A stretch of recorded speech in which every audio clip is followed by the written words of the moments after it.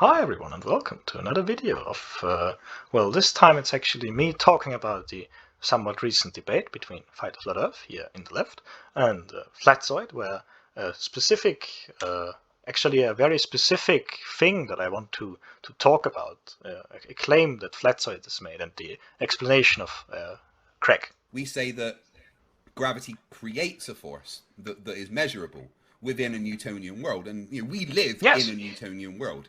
There is a Yes, a higher mathematical world that can describe things a lot, but that's not really the world that we live in. So which one do you ascribe to, Newtonian gravity or Einsteinian gravity? Well, they're both the same thing. I'll be talking in a second, don't worry. No, they're not. Well, that's what we say as Globers. We say that they're the same thing. You can literally derive one from the other. You can. Whilst I kind of disagree with the phrasing here, Craig is generally correct. You can derive the Newton's equations, or like the Newton's law of gravitation from the Einsteinian frame that it is set into, right? In general relativity, gravity is not a force, but it creates a force that comes out of the geometry of the whole thing. It's called differential geometry, and I'm very bad at it. Break down Einstein's 10 tensor equations around general relativity and literally derive Newton's law of universal gravitational acceleration from that. So one is the other. Again, I wouldn't say one is the other. I'd say that Newtonian gravity is something that, in the right kind of environment, is predicted by the Einsteinian frame of differential geometry, space-time, and all of that guff with that we just call Einsteinian gravity. Mathematically. And I will show that.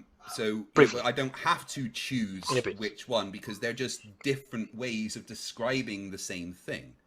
This is what I mean. I'm hoping you can steel man here, but what you've done so far is just straw man.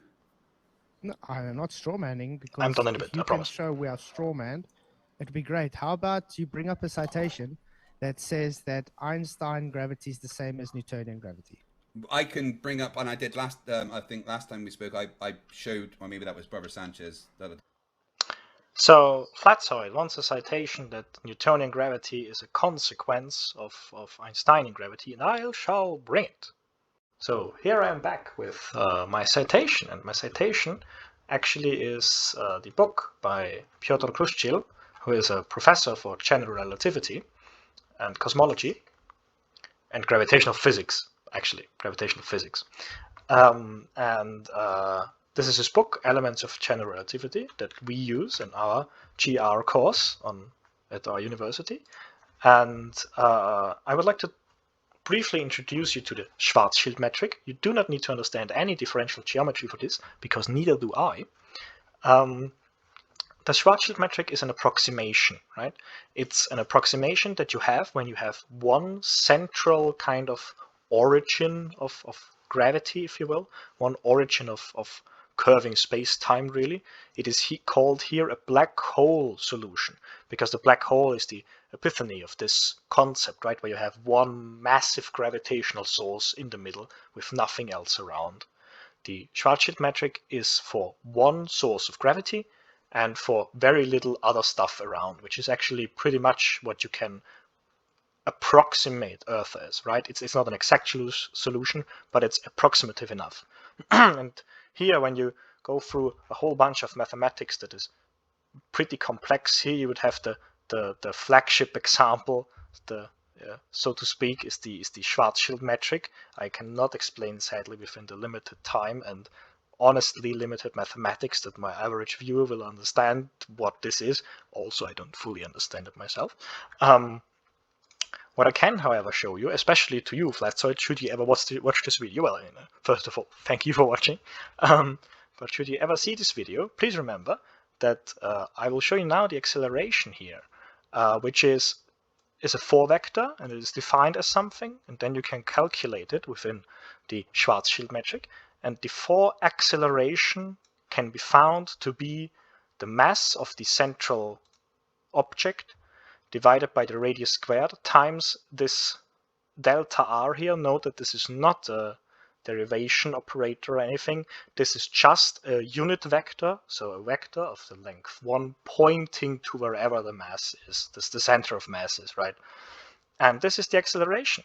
Now, note first of all that there is no big G in here, because in general relativity you usually for your calculations you ignore the constants, because the constants are just always in front of the whole thing, so it's not important. You can add them in later. They are not important for the mathematical process, so to speak. And the second thing is that when you compare it to your classical Newton's law of gravity, which is G m1 times m2 over r squared, that you don't have the second mass in there. That's because the second mass depends on the mass of kind of the test object or yourself, right? The m here is the mass of the central body from which the gravity comes from, so to say.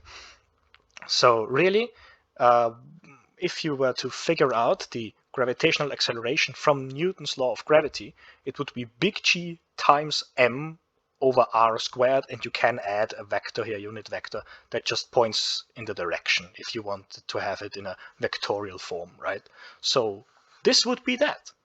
So in the book about elements of general relativities, which is supposed to be an entry to general relativity, it says very much that you can get the Newton's law of gravity from Einstein's tensor equations using the Schwarzschild metric, which is an approximation that is very reasonable to make for the Earth.